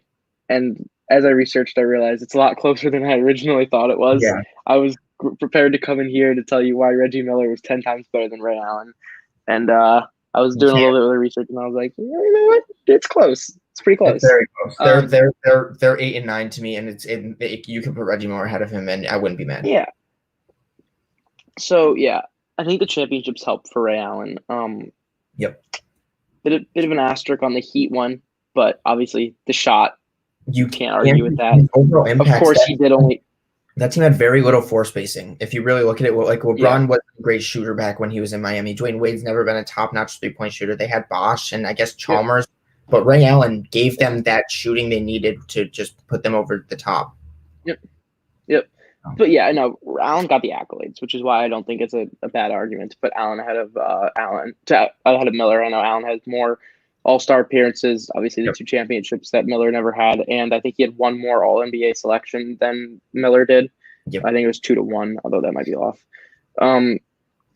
But I still put Reggie Miller slightly ahead because I think there's a bit of a talent discrepancy. I'm a huge Reggie Miller fan. I think, to me, he is the second greatest shooter of all time after Steph Curry. Ray Allen's my number 3. Whoa, okay. Interesting. People see you act like that's a hot take. I probably have Reggie Miller at 4 or 5. It shouldn't be because Reggie Miller as a 3-point shooter was ridiculous. I mean, he was playing in the 80s and 90s most of his career, and he was making over 2 per game for pretty much his entire career, which today's standards, 2 per game is not a big deal. Back in the 80s and 90s, I mean, Larry Bird, who's viewed as one of the greatest 3-point shooters of all time, never had a season where he made over, I think, 1.5 threes per game. Yeah. So you have to take it into context. I mean, Reggie Miller shot over 40% almost his entire career from 3, over 90% from the free throw line most of his 50, career. 40, 90, he is a 50-40-90 club guy, and longevity too. I mean, for I think it was 15 straight seasons, he averaged in between 18 and 21 points per game or something. Yeah. He was a multiple-time All-Star, and then obviously his peak, or at least his accolades peak, came in the late 90s when he led the Pacers to 2 Eastern Conference championships and went to the finals one of the times before eventually losing to the Lakers with Kobe and Shaq. Oh, no, not the Lakers. I'm sorry. the Spurs with Yes. David Robinson and Tim Duncan, which is one of the best Spurs teams of all time. So I don't really knock Miller for that. And you also look at Miller didn't have the most help on those teams. No, definitely not. An aging Chris Mullin and Jalen Rose were probably the two next best players on those teams. Yeah. I mean, Jalen Rose was never more than a third option kind of guy. Points, and Chris Mullin was far past his prime at this point. Oh, so I mean, obviously, yeah, Ray Allen's got the better accolades in his career, but Ray Allen also was on much better teams in his career. I mean, I think if you put Reggie Miller with any of the talent that Ray Allen had, I think he'd have the same number of accolades. So that's why I put Miller slightly ahead of Ray. I think just straight up, Reggie Miller, Ray Allen, through and through. If you look at them side by side, I just think Reggie Miller is the more talented player, as close as it is. I think he's a better scorer. I think he's a better defender.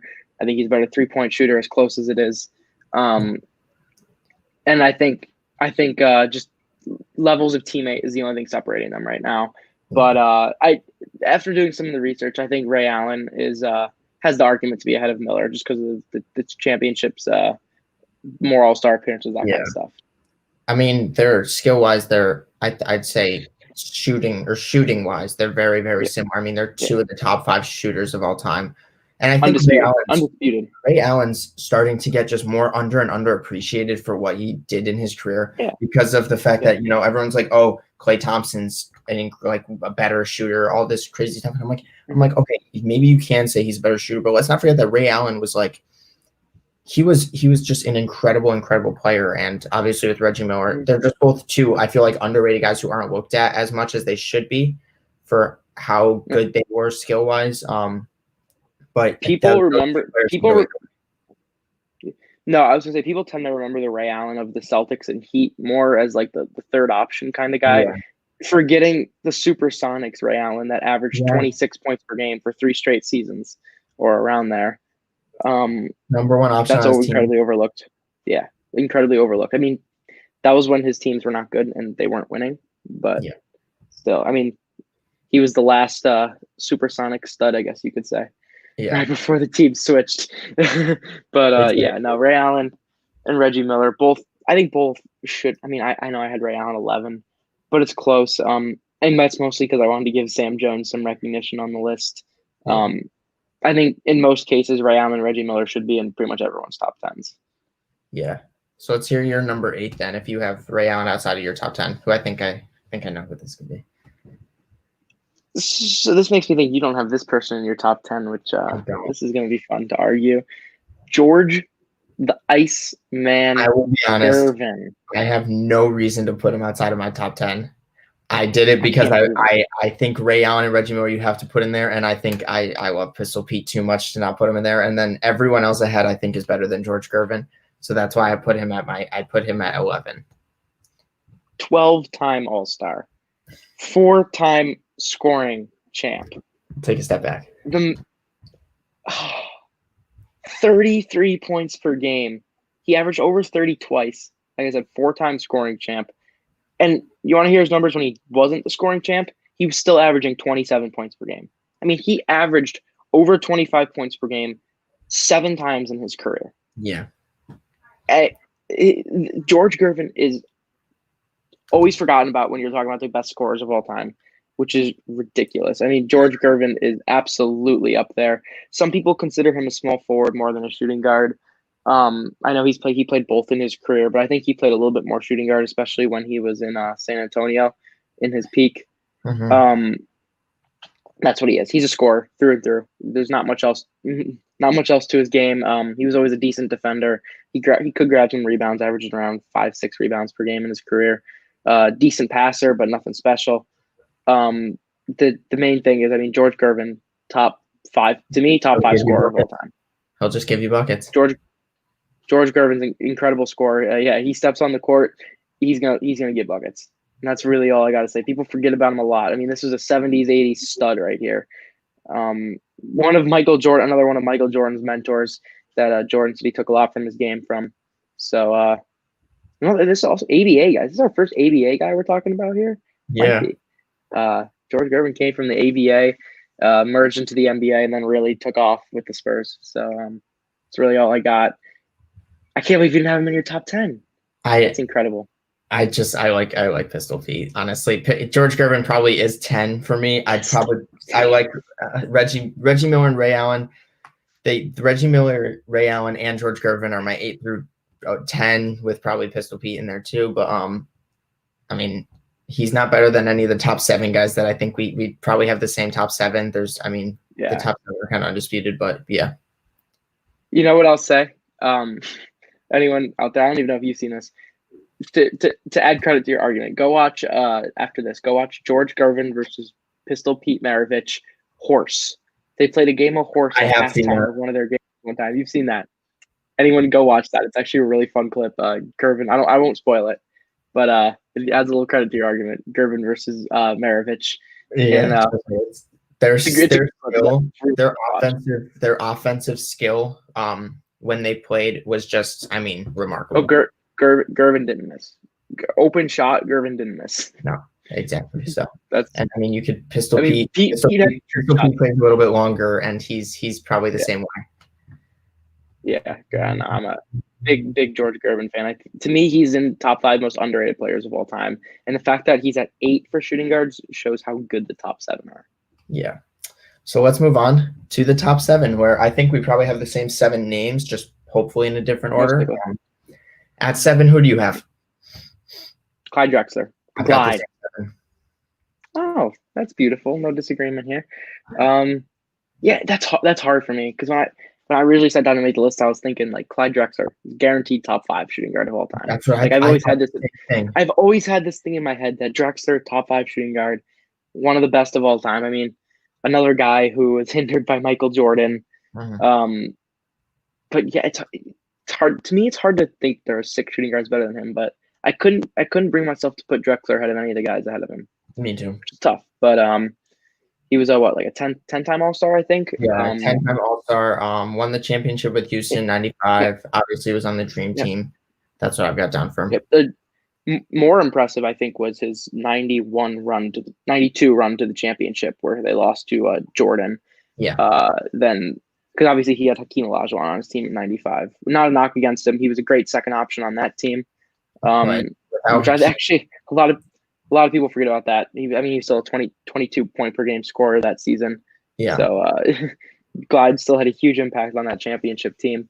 And like I said, more impressive, I think, was his 92 season where he led the Trailblazers to the championship. He had a couple good times. He had Terry Porter and Jerome Kersey on that team, but neither of them were stars. They were really good second and third options, but he didn't have any superstars on that team. And he led them through the West, a very tough West, and to the championship, which Michael Jordan had to. This is like peak Michael Jordan. There was that time where NBA fans were saying who's better, Clyde or MJ. You can't discredit that. People said that for a reason. The Trailblazers didn't draft Michael Jordan because they were confident that Clyde Drexler was a better version of him, which is why they took Sam Bowie. And they were Drexler wrong. Jordan. They weren't that wrong. Yeah, the Drexler Jordan debate reminds me very much of the Curry Harden debate of these days, where Drexler had the numbers. Obviously, Jordan had the numbers over Drexler, but Drexler had the numbers to stay in par with him. But Jordan had everything else, kind of like Curry, kind of like how Harden's got the numbers, but Curry's got everything else. So I love Drexler though. I think just look at his game, amazing slasher, could get to the rim and score over anyone. Very good athlete, very underrated 3-point shooter. He could always make the open ones. Very good defender, very good leader. There's really no flaws to his game. Yeah, I've got him at the 7 spot just like you, and I think that the other 6 that I have ahead of them are just a little bit better, whether it's skill-wise or winning-wise, but that's why I've got Clyde at 7. So let's hear your 6. Who do you got at 6? My 6 is a guy that I just said his name. Okay. James Harden. I've got James Harden at 5. 1 spot ahead of I've got Jerry West at 6, if that helps you out. Okay, I have Jerry West at 5. All right, so here's a nice little debate coming up. So okay, this is a tough There's one. gonna be one thing and one thing only that you're gonna kill me with, and I wrote it down and I know it's gonna come. This is such a tough one. I mean, these are guys who are 40 years apart. How do you compare a guy who was the best player in the 60s for some time versus a guy who was one of the best players in 2018? Like, it's 50, 60-year difference. I mean, it's so difficult to compare that. So, whatever you say, I'm not going to hate on you for, because it's like, how do you compare two guys of these generations? To me, it comes down to winning. Yep, I know. Look, I know Jerry West. I think Jerry West lost a lot of championships. You can't argue with that. He was one win and 8 losses, I think. So it doesn't look good. It doesn't look good on his record. Mhm. But Jerry West reminds me a lot of the type of finals loser that LeBron is. Right? Jerry West won the finals MVP when his team lost. Yeah. No one else has ever done that. That's insane. Which is insane. Like, I know a lot of people were talking 2018 LeBron deserved it. They got swept. Jerry West never got swept. Jerry West was incredible. And I just think that those 60 Celtics teams were that good that he couldn't really bring his team over the hump to beat them most of the time. But I mean, his numbers in those playoff series were absolutely ridiculous. If you take a look at what he was putting up in, like, again, you can't win finals MVP as a loser if you're not doing something truly impressive. Yeah. Like, hold on, I'm pulling up his playoff numbers right now. Go for it. Yeah. I mean, he averaged over 30 points per game in the playoffs 6 times. Yeah. He averaged 40 points per game in the playoffs in 1964-65. And he was and then late in his career he switched to point guard, which a lot of people forget. He played shooting guard and point guard. We've kept put him as a shooting guard on ours, but I think a lot of people can put him at point guard in their lists, and I wouldn't argue with that. He made the transition to point guard. His assists jumped up, and he was still a 25 to 30 point per game scorer. Yeah. I mean, Jerry West was incredible. I mean, people so sleep on him. He was a fantastic shooter, great distributor. He's everything that a 60s player should have been, and Jerry West was absolutely the best guard of his era, of his generation. Yeah. I mean, you pretty much just said everything. I would just mention his 14 NBA All-Star appearances and 10 first-team All-NBA selections. I mean, that in itself is impressive. I mean, I know this goes without saying. The logo. Yeah. And I know this kind of goes without saying, especially with the recent stuff going on with the Kawhi scandal kind of stuff. He's won the NBA Executive of the Year twice. Now, that says nothing to do with how he played, but he's just a smart guy. I mean, he was the guy who built, I believe he built the Warriors team, if I'm not mistaken. He went to the Clippers and got Kawhi and Paul George, which I don't care how much people want to say this is the best form of the Clippers team that they could have. If they don't get Kawhi and Paul George, they are bottom of the league right now. Best Clippers team ever. Yeah, and so to put Jerry West he's just a smart IQ guy when it comes to the game of basketball, and you can't have him outside of your top 6. So having 6 above, I've got Harden above him. Harden's talent is so unmatched to me. I mean, the way he just can control the game. I know no point guard likes playing with him, and I don't blame no point guard for wanting to play with him because the way he plays. Mm-hmm. MVP, led the league in scoring. He's in our day of basketball, to be a 35 points per game scorer is remarkable. I mean, it's something that you're not going to see happen again unless Trae Young comes out and averages 40, which I think could happen. You're not going to see this much of a dominance on the offensive side of the ball, especially from a shooting guard, because he's been the undisputed shooting guard now in the league for 8 years, 5, 6 years. Maybe when he was traded from OKC to Houston, he just took over Houston.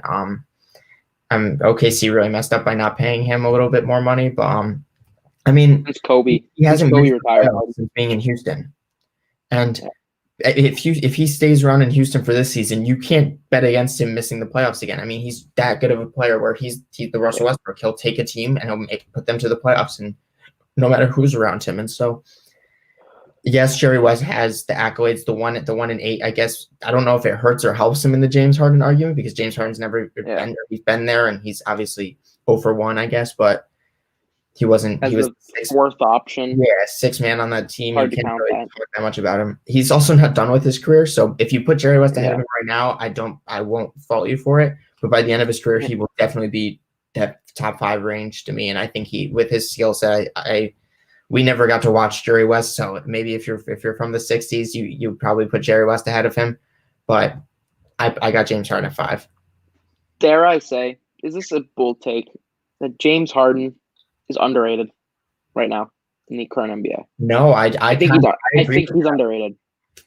People are forgetting how freaking good James Harden is. God, it's okay. This is going to be another hot take. Call me out. Everyone can hate on me for this. James Harden is a better all-time scorer than Kevin Durant. No. I think so. Okay. Durant has the tools. Durant's harder to guard. Harden's the better scorer. Yes. What Harden has done. I mean, Durant has never had more than 54 points in a game. Harden does that every month. I feel like Harden does that if you really every 3 weeks. See, like I said, Durant's probably harder to guard. Yes. He's got the efficiency for him, whatever. As a better scorer, Harden has been a better scorer than Durant for the last 5 years. By the end of their career, possibly. I don't know. This is tough. Right now, Harden has been the last couple of years. He's averaged 37 points per game last year. People forget 2018, right? If the Warriors weren't so freaking good with Durant and Curry, James Harden has a championship. Yeah. Chris Paul has a championship. The 2018 Rockets were the best team in the league in the regular season. Mm-hmm. People forget that they were the 1 seed in the West that year. They won over 60 games. I think they won almost 65 games that year. And then they took the Warriors to 7 games, and Chris Paul got injured in Game 5. Yep. I mean, the evidence is there. I don't like to be one to say woulda, coulda, shoulda, whatever. The Warriors were this close to losing, and people say the Warriors are the best. LeBron fans mostly say the Warriors are the best team of all time. If you make that logic, then James Harden is the only man to come that close to beating them, other than obviously LeBron in 2016. But that was before Durant arrived. Yeah. Since Durant arrived, Harden was the only one who even came close to beating them. Yeah, Harden's so you have to give him a player. You can't major props for that. Yeah. I mean, I'll still put Jerry West ahead of him just because of what West did in the playoffs. Yes. Harden has had the reputation, I think, not undeserved, of kind of slipping in the playoffs a little bit, especially in recent years.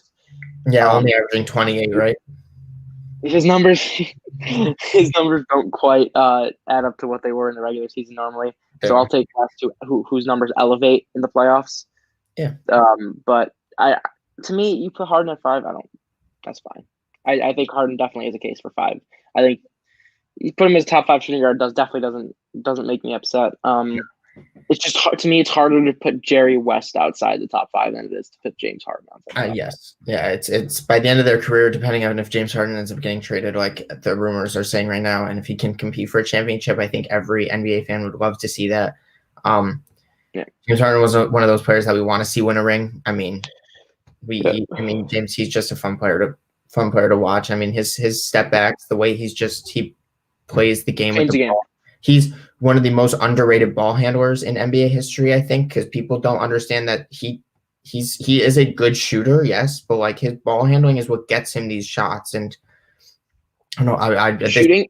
This might have nothing to do with anything, but 2K gave him like a 78 3-point rating, and I'm like, you go on, like I can't. Honestly, I was going to say, I think 3-point shooting might be the weakest aspect of Harden's offensive game, which says a lot. Yeah. Which says a lot about how good he is, because the way he drives to the hoop is unparalleled right now. Like, he's unstoppable going to the rim. He's incredible. And his shiftiness, his passing, I mean, people forget how good of a passer he is. He'd averaged almost 10 assists per game before. Like, he's great, fantastic passer, fantastic slasher. And he's a good 3-point shooter. He's just very inefficient, which is why I think it's probably his weakest aspect of his offensive game, which is crazy considering he's led the league in 3-point makes multiple times. Yeah. I mean, so I was really disappointed when they traded away Clint Capella because he was one of the best lob passers in the NBA, and then Clint Capella was one of the best lob finishers in the NBA at the time when playing next to. And Clint Capella right now would be like barely anything without James Harden. So to me, he'll be tossing lobs to PJ Tucker. Yeah, and Robert Covington. Like, come on, man. I didn't understand that at all. Don't please, Houston, either trade him away or don't ruin his career, because he's going to be a guy that everyone wants to see in the championship and see if he can really be the best player, one of the best, a top 3, top 4 player in the NBA. But James Harden's got such a good player, and he's only getting better. And so I think that leads us to the same top 4. I don't know. The top 4 shooting guards to me is kind of undisputed. When I was really doing my list, it's hard to mix up a couple of them. I know as a Philly fan, you might want to argue one of them, but I've got AI at 4. I'm going to be completely honest. When I was making this list, I almost put Jerry West ahead of AI. Wow. Like, I could see AI being 5. Dare I say, I could see AI being 6 and I wouldn't be mad. Like, I could see if someone were to say, I think Jerry West and James Harden are both better all time than Allen Iverson. I think you could, if you knew what you were talking about, you could make that argument.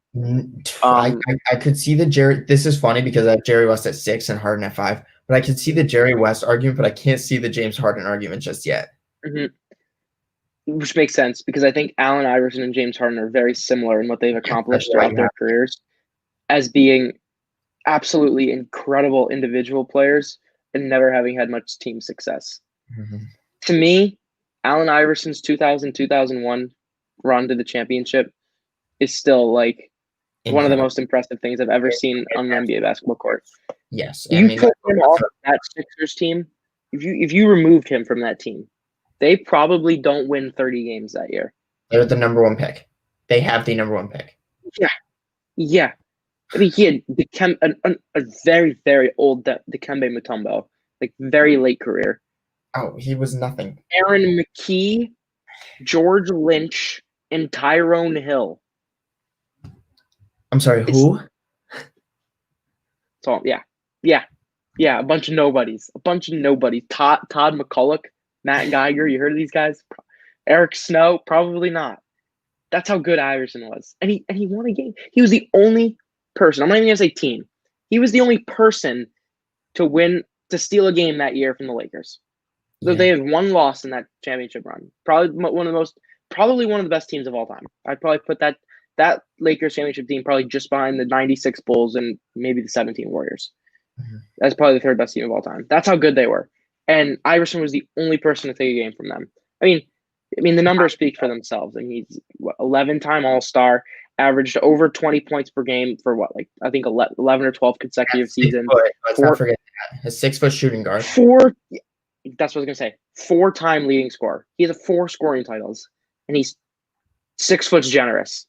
I wouldn't be surprised if he was under 6 foot. Yeah. Like, he was insane. And he was, man, I can't talk. I mean, Allen Iverson's probably one of my favorite players of all time, if not my favorite player.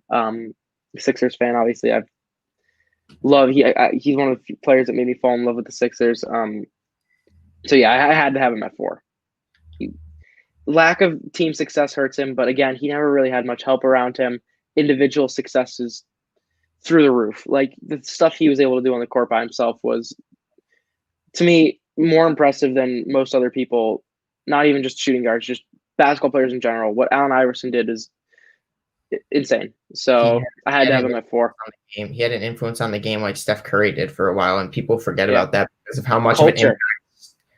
Yeah, just he changed the culture of the NBA, and it was awesome. I mean, I wish I could have been around in 2000, 2001 to truly live through that time of Allen Iverson, because those would have been so fun to just play basketball and watching Allen Iverson and seeing people try to play like him. I mean, you talk about the top 5 most influential players of all time.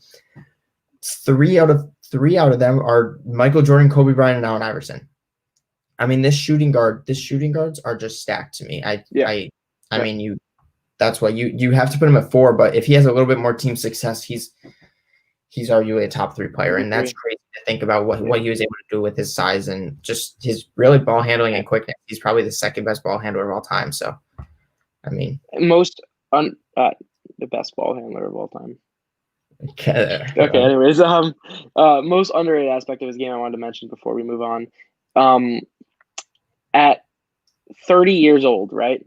So this is starting to exit his prime. He averaged 33 points per game. Yeah. At 35 years old, which was his last season in the league, he was still averaging 14 points per game. He never averaged below 12 throughout his entire career. And he was always, even like towards the very end of his career, he was still like at worst like a third option on the team. So that's why I'll always respect AI. He never had the phase where he kind of fell off. He was always a stud. So I mean, yeah, Allen Iverson goes without saying. You've done your stuff when it comes to Allen Iverson. We all know that. So I've got Allen Iverson at 4. So do you. And I think love Allen. I know you really want to make the argument of him over D Wade at 3, but you can't do it. It's not possible. It's No, not possible. D Wade's 3 with his 3 championships. The 2006 championship is one you can't. 3 years into the league, and you're winning a championship with a not really aging Shaq, but kind of not Shaq in his prime. Yeah. Actually, okay. I will. One thing I will make against D Wade. That's the only argument I'm going to make against D Wade.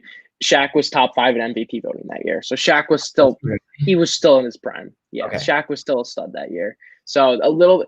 I know a lot of people like to say D Wade won that by himself. He had help, but still, I'm not taking away from how impressive it was. Third year, Finals MVP, 13 All-NBA or All-Star selections. He's got a couple of All-NBA first teams. We all know him for his time with LeBron and Chris Bosh in Miami. I mean, he got around a little bit when he went to Chicago and Cleveland, back to Miami. He's the best player to ever. I mean, best Miami Heat player. If you're going to look at, not obviously LeBron's the best player to ever wear a Heat jersey, but D Wade is Miami culture. I mean, you can't put D Wade anywhere below 3. I mean, you can't put him at 2 or 1, and you can't put him below 3, in my opinion. He is that third best shooting guard of all time. He's one of my favorite shooting guards of all time. I've actually got a picture of him right over here that when you go to talk, I'll pick up and show everyone. But his mid-range game, his slashing ability, he wasn't the best 3-point shooter, but he was just fun. He was a very underrated passer. Great defensive player. Amazing defender. People forget how good of a defender is. Actually, in 2K, he is one of the best defenders. That he will pickpocket anyone, and he did that in real life. So it's not that part of it's not unrealistic. And so you gotta give all the credit in the world to D Wade. I know he's raised a good family. Even too, I watched a documentary on D Wade, and actually some of the stories with him are like hearing how he grew up and everything. He's got one of the most unique stories I've ever. He grew up, came from barely anything. He married. This is just really quick. Married Gabrielle, or what is it? Gabrielle Union. Gabrielle Union, and then he actually had a kid with someone else, and then she decided to stay with him and raise the kid, which is, he's just on the court. I mean, that's just a funny story that I think has to be mentioned when it comes to. He's got he cheated on his wife. It's just, and then he is a good guy. I mean, we've all seen him. LeBron didn't join Miami for nothing. He wanted to play with Dwayne Wade. Him and Dwayne Wade are best friends now. I mean, you got the banana boat, Chris Paul, Carmelo, D Wade, and LeBron friends. D Wade's awesome. I've always been super appreciative of his game, and seeing him leave the league at Miami. He was in Cleveland for a little bit, tried to win a ring. That was just terrible. Went to Chicago, pretty much recruited Jimmy Butler to come when he left, which I think is actually kind of what happened when he went to Chicago. Dwayne Wade is Miami Heat culture. He's made Miami Heat what it is. Pat Riley, obviously, he made a good selection. There are 3 players in NBA history that I would say turned their franchise around so impressively that they went from one of the worst teams in the league to a championship team within 3 years. Tim Duncan with the Spurs And that's less to his credit. That's the only reason they were that bad is because David Robinson was hurt the year before. Yeah. So that's similar. Like, for example, if James Wiseman came out this year and was really, really good for the Warriors and they won a championship, Yeah. not really turning the franchise around, but kind of. That's kind of Tim Duncan's. But top two, obviously, to me, Larry Bird with the Celtics. We're a 20-win team the year before he came. They won the championship in his second season. And then Dwayne Wade, too. What he did, the Heat were terrible. They were recovering from the Tim Hardaway Alonzo Mourning days. They were in a rut. They drafted Dwayne Wade. Their franchise hasn't been bad since. I mean, they've had a couple bad years after the LeBron D Wade days, but they're right back to where they were before. They were mediocre for a couple of years, but drafting D Wade flipped that franchise around, and now the Heat are, I think, inarguably a top 10 franchise of all time. Yeah, so, I mean, you have to give a lot of that credit to D Wade. He's the third best shooting guard of all time, and that's undisputed to me. Franchise. Yep. And I mean, I kind of summed the D Wade thing up, and then you got I got D Wade, and now you got Kobe at 2 and MJ at 1. Listen, rest in peace, Kobe. You have MJ at 1. I mean, the top 3 to me are undisputed. You can't put Kobe above MJ. I'm sorry, Kobe. Kobe is still a top 5 player of all time. Top 10 player of all time. We'll get there. But top 10. Kobe Bryant is Kobe Bryant. We miss him right now. I remember I was at the fun quick little story. I was at I actually went to the Lakers 76ers game where LeBron broke Kobe's record. Sixers won all-time scoring. We're actually tied. Actually put up like 30 plus points. And who won? The 76ers won the game. But everyone was expecting Kobe to be there, and he actually wasn't there. And then the day after was when the helicopter crash happened. When I actually met Tobias Harris in a mall 5 minutes before we found out about the Kobe incident, and obviously Gianna, rest in peace to both of them, you guys. I mean, Kobe Bryant you have to appreciate everything he's done for, I mean, not even the league, outside of the league with his writing. I think that's really appreciated, which with him winning he won that award. What award? He wrote his book.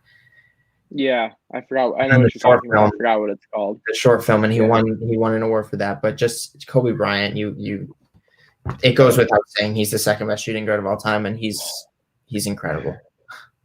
Kobe Bryant is what made me fall in love with basketball. Like I know a lot. That seems to be like, oh, Kobe Bryant was my childhood. Like, honestly, for me, I mean, Kobe Bryant was the first player that made me like the NBA. Yeah. And my proof of that is you can go in my basement right now. You will find I have 5+ Kobe Bryant jerseys down there. Youth size from 10-year-old Zach. Ask any of my coaches at my basketball camps, and they'll tell you I wore Kobe jerseys. There was 1 week of Cavs basketball camp where I wore a different Kobe jersey every single day of that camp. So I used to be a huge Kobe fan. I had a Kobe fat head in my basement. Yeah, Kobe. I fell in love with Kobe, and I ended up switching to a Sixers fan when they drafted Michael Carter-Williams. But Kobe and the Lakers were my first NBA love, I guess you could say. Mm-hmm. So it really hit me last year when he passed on. But undisputed number 2, 5 championships. That's it. Goes without saying. I mean, there's not really much. There's really not much you can say about Kobe that hasn't been said already. I know he's gotten a lot of attention in the last year because of everything that's going on. But 2020, undisputed since he died. Yeah, undisputed number 2. I'm trying to think of. To me, if you ask me, the 2009, 2010 championships, his last 2 without Shaq were 2 of the most impressive championships of all time. I think. I mean, if you took those 2 away from him, I don't think Kobe's top 15 all time. Mm-hmm. Those 2 alone elevate him, and to the argument that he's top 3, 4, 5, whatever. I don't know if I'd quite put him there. I have to make my top 15 list. He's around that area, but you could make it. You could say he's 3, and I'd be like, yeah, that's not a stupid take. Kobe's incredible. Just championships, especially those last 2, incredible.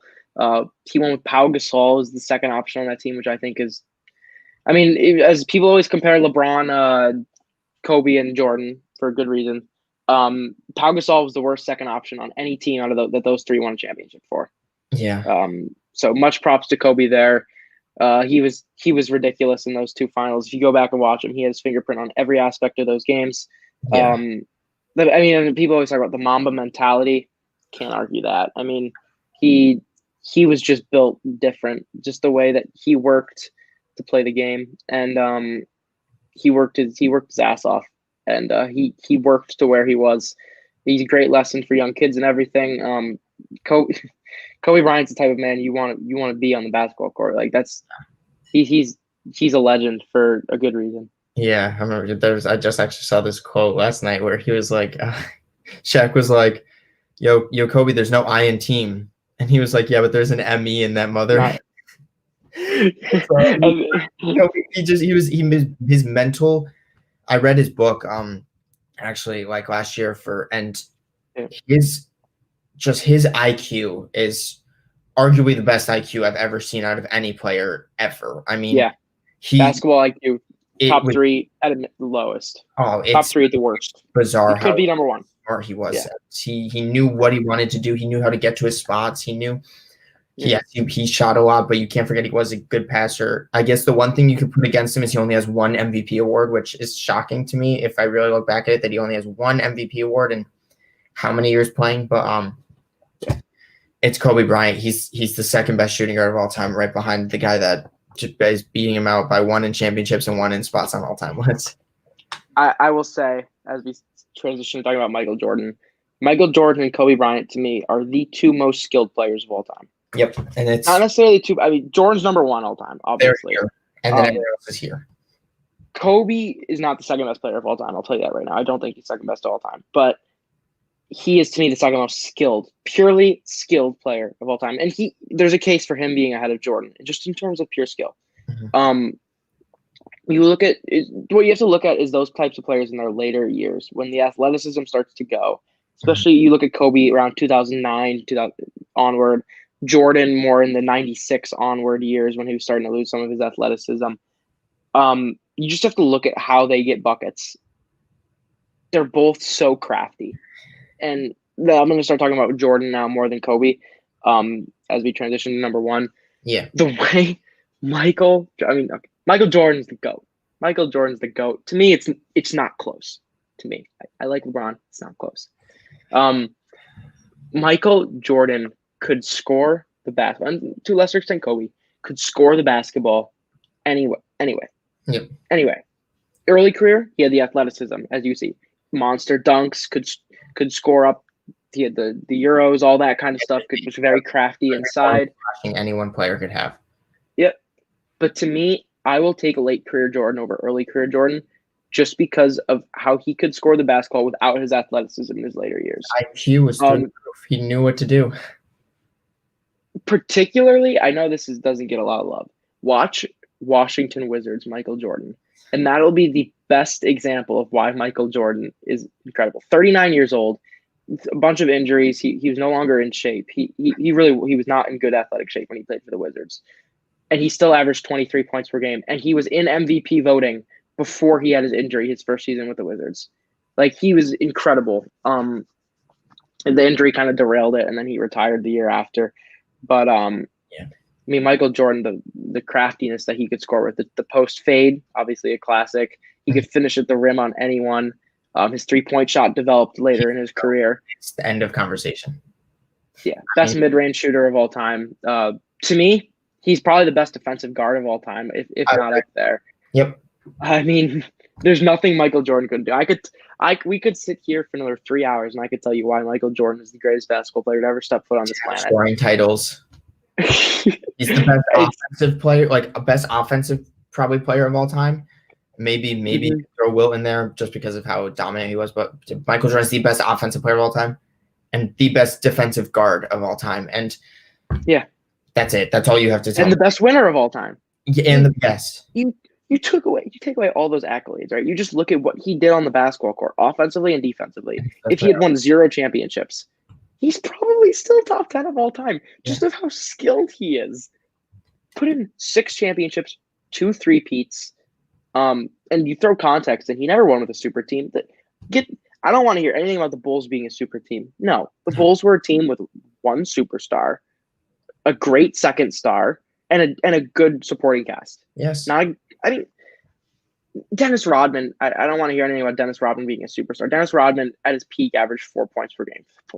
So, I mean, the 98 finals, Michael Jordan scored over 40% of his team's whole points. Like, they were not a super team. Look what happened Michael Jordan was play baseball. Look what happened when he go to play baseball. They did nothing. Absolutely. Yeah. They weren't even on the map. Like, free win against they lost. Yeah, okay, so they had 57 wins the year before he lost, and they had 55 wins the year after he left. People like to bring up that argument. Yeah, they also won 3 championships in a row before he left, and then lost in the second round right after. Same thing with the Raptors last year. It's the worst argument ever. Yeah. They're like, oh, they're better without Kawhi. Really? They won a championship with Kawhi, and they lost in the second round without him. I don't care what you do in the regular season.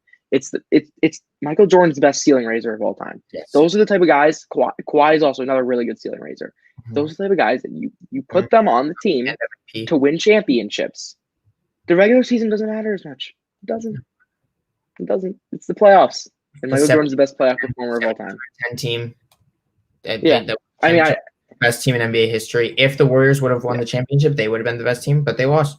And that's all you need to say. That 72-10 team is the best team in NBA history, led by the best player in NBA history, which is Michael Jordan. And that is that's how we're going to end the podcast. I mean, every good podcast ends with Michael Jordan. So we'll talk more about Jordan in our top 15 players of all time. It'll be better because we'll get to more comparisons with him and LeBron, because I know that's a topic that a lot of people like to talk about. But as of right now, I mean, Jordan, GOAT, easily, not even close, best shooting guard of all time. I love Kobe, but it's Michael Jordan. I could sit here for another 2 hours and tell you why he's the GOAT. Yeah, this has been a good 2 hours of talking about our top 10 at each position. We got our honorable mentions into. I mean, it was exciting stuff. We had a little bit of discrepancy, but really, in the end, we know who's top notch, and that's all that matters. Yeah, no, I was hoping you'd have some worse takes in there so I could argue with you, but you did all right. You did all right. Power forwards will have some different. Small forwards I'm very interested in, because I feel like there's, with the forwards positions, there's a bunch of different ways. There's a lot of great power forwards that probably, to me, the 2 through 5 spot in power forwards could go any which way. So hearing what we have to go through, what we'll talk about, that'll be fun. Small forwards will be fun when I put Dr. J at number 1. And that's how we're going to end the podcast. No, thank you. Real quick, thank you to I-95 for having us. Thank you to everyone who tuned in and watched, whether you're on Facebook, YouTube, however you're watching us. We're going to try – the NBA season starts tonight, so get ready for – once this little series that we have going ends, get ready for us to talk about what's going on in the regular season. We'll come up with some random start, bench, cut, random players. We'll do all this fun stuff talking about more current day players. But before we do that, we want to get some all-time stuff done with. Yeah, just in terms of the future shows, I'm going to be in Florida the next week and a half, so we'll update anyone who's watching. We'll update you with when we're going to do the next one, because I'm not sure if we'll be able to do it the same time that we've been doing it for Tuesday, but we'll figure it out, and we'll let everyone know. Yeah, keep in touch with my Facebook page, obviously Bobby Blackjack's Facebook page and YouTube and everything. Thank you, everyone, for watching. That was our top 10 point guards and shooting guards of all time. And then next time will be top 10 small forwards and power forwards of all time. So this was fun. Thank you to everyone who watched, and peace out. Have a good night.